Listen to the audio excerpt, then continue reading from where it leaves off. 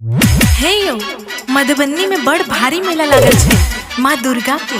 ओत्ते जेबाक तैयारी भ रहल छे। ओत्ते जेबे मेला देखेला अहाँ संगे।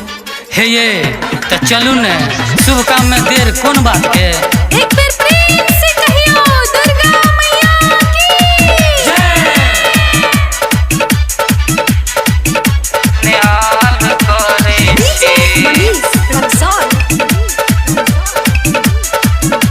किधर पर आबैये जे दुखिया ओकरा निहाल करे छी। अहीं छी दुर्गा काली माँ श्यामा कोई लखवाली। अहीं छी दुर्गा काली माँ श्यामा कोई लखवाली। जग उद्धार करे छी, हे जग उद्धार करे छी।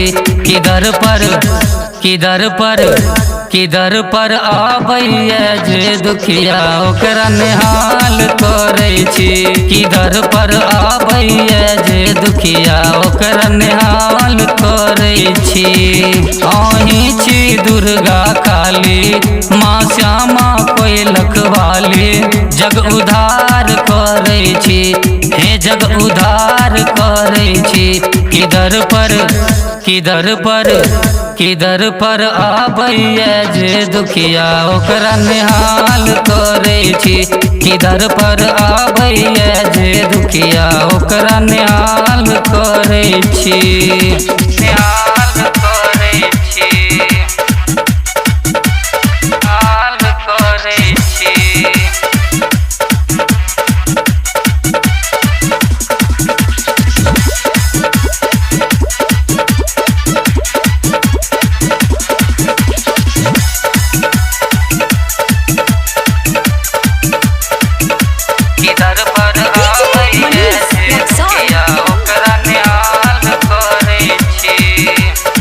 दिन रात जोत जलैये अगर कपूर के बाती। शेर पर निकलै छी जखन दुश्मन के धरकै छै छाती। अहीं छी उच्चठ वाली, हे मैया नवादा वाली। असुर संहार करे छी, हे असुर संहार करे छी। किधर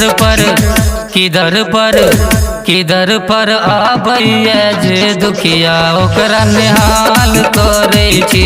किधर पर आबैये जे दुखिया ओकरा निहाल करे छी। निहाल करे छी, निहाल करे छी।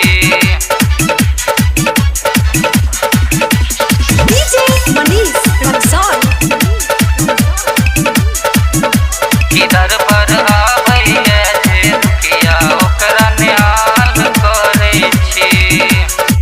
तीनू लोक के माई है अम्बे, कहबै छी महामाया। निर्धन के धनवान बनाबी, कोरिया के दै छी मकाया।